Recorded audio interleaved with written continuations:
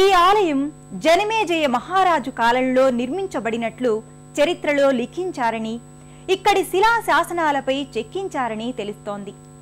శ్రీ మహావిష్ణువు ఆకాశ మార్గాన పుష్పక విమానంలో సంచరించు వేళ భూలోకాన జారిపడిన 9 పుష్పాలు నవ నారసింహ క్షేత్రాలుగా వెలిశాయని, ఆ నవక్షేత్రాలలో ఒకటిగా ఈ నల్లగొండ లక్ష్మీ నరసింహస్వామి క్షేత్రం విలసిల్లిందని ఇక్కడి స్థల పురాణం ద్వారా తెలుస్తోంది. అంతటి లీలా విశేషాలతో పరమ పావనమైన ఈ ఆలయ గర్భాలయంలో లక్ష్మీదేవి సహితంగా కొలువైన స్వామివారి ఉగ్ర శాంత స్వరూపాల దర్శన భాగ్యాన్ని మనము పొందుదాం. గర్భగుడిలో స్వామివారు మకర తోరణంలో కృష్ణశిలలో సర్వాలంకార భూషితుడై అర్చాబింబ రూపమున భక్తులకు దర్శనాన్ని అనుగ్రహిస్తున్నారు. నాగేంద్రుని పంచపడగలే ఛత్రంగా సుఖాసీనుడై తన ఇష్ట సఖి లక్ష్మీదేవిని ఎడమవైపున కూర్చుండబెట్టుకుని కనపడే ఆ స్వామిని చూడడానికి 2 కనులు చాలవు. తులసీమాలలు, సన్నజాజి, కనకాంబరాది చేమంతుల పూదండల అలంకరణలో గర్భాలయ స్వామి సర్వాంగ సుందరుడుగా విరాజిల్లుతున్నాడు.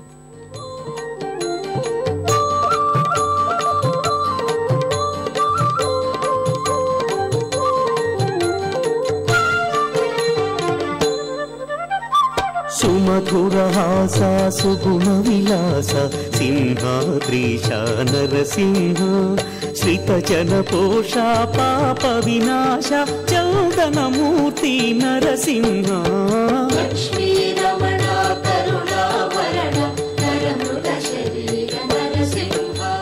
పూజార్చనలు, కర్పూర నీరాజనాన్ని, తీర్థ ప్రసాదాలను అందుకొని తమ యాత్ర సఫలమైందని భావిస్తారు భక్తులు.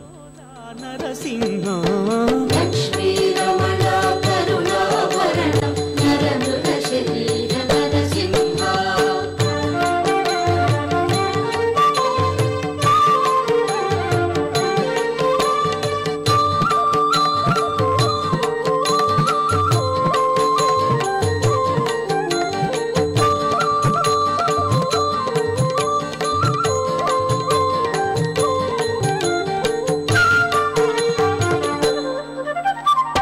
అఖిల చరాచర భువన మనోహర అద్భుత రూప నరసింహ శ్రీ భూవరాహ లక్ష్మీ నృసింహ దైత్య కులాంతక నరసింహ.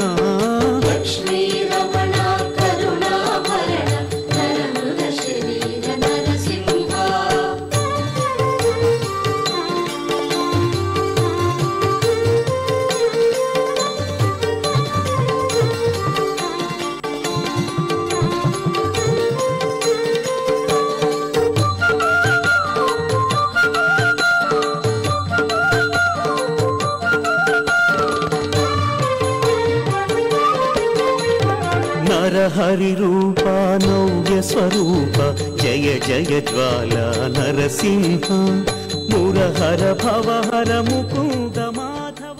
గర్భాలయానికి వెలుపల వైష్ణవ సిద్ధాంతోపదేశకులైన 12 మంది ఆళ్వారులను దర్శించుకోవచ్చు. అదే మంటపంలో ఉత్సవాలలో నియోగించే గరుడ వాహనాన్ని, హనుమంతుణ్ణి సైతం భక్తులు దర్శించి నమస్సులర్పించుకుంటారు.